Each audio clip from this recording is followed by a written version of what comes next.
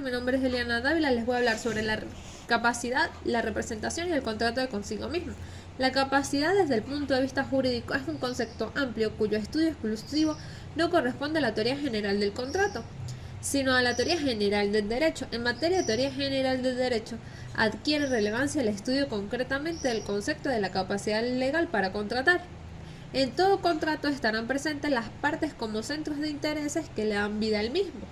Como centros de intereses están representados por personas naturales o jurídicas de quienes resulta indispensable saber si tienen o no actitud para celebrar el contrato conforme a lo establecido por ley. La capacidad jurídica o legal se define como la medida de la actitud que se tienen según el ordenamiento jurídico positivo de ser titular de derechos y deberes. La ley reconoce esa actitud en el caso de las personas jurídicas desde el mismo momento en que adquiere personalidad jurídica. Por su parte, a las personas naturales les será reconocida cuando las mismas no sean incapaces por la ley. Esto es, los menores, los entredichos, los inhabilitados y cualquier otra persona a quien la ley niegue la facultad de celebrar determinados contratos. Artículo 1144 del Código Civil venezolano. Podríamos decir que la capacidad señala la regla y la incapacidad la excepción. La incapacidad supone con deficiencia en la voluntad de las personas para contratar. Es señalada por el legislador y lo dispuesto por él a través de las normas.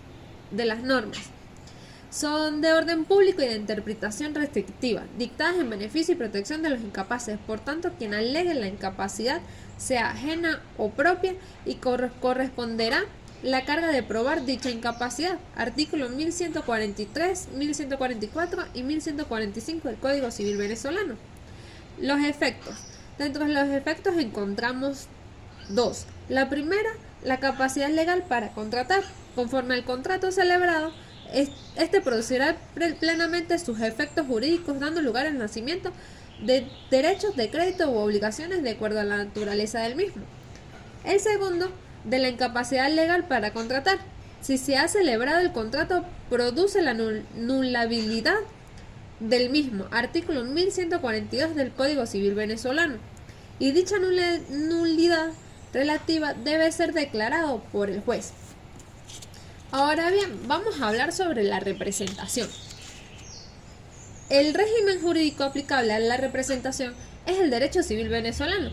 Fue tomado del proyecto franco-italiano de las obligaciones del año de 1927. Así, según el Código Civil Patrio, esta figura encuentra algunas reglas en sus artículos 1169 al 1172 del Código Civil venezolano. Dentro de la representación encontramos la representación hacia la referencia a la representación que confiere directamente la ley a ciertas y determinadas personas en razón a su incapacidad de obrar o de ejecución. Estos representantes legales para ejecutar actos de disposición requieren autorización judicial. Artículo 267. Por su parte, la representación voluntaria nace de la conjunción de voluntades con ocasión a la celebración del contrato de mandato. En consecuencia, la representación no es igual al contrato de mandato. Este igual es una de sus causas. Entonces decimos que la representación es una especie particular del poder sobre la esfera jurídica ajena. De la representación directa, el artículo 1169 del Código Civil venezolano, los actos cumplidos en los límites de sus poderes por el representante en nombre del representado producen directamente sus efectos y provechos y en contra de este último.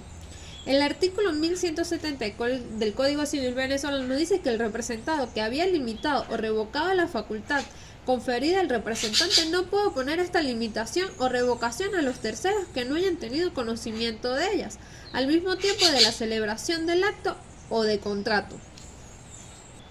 De la capacidad. El artículo 1172 del Código Civil venezolano no se requiere que el representante tenga capacidad para obligarse, basta que él sea capaz de representar a otro conforme a la ley y si la voluntad del representante está viciada.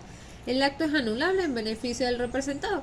Y por último hablamos del contrato de consigo mismo en el artículo 1171 del Código Civil venezolano, que nos dice: ninguna persona puede, salvo disposición contraria a la ley, contratar consigo mismo en nombre de su representado, ni por cuenta propia ni por cuenta de otro, sin la autorización del representado.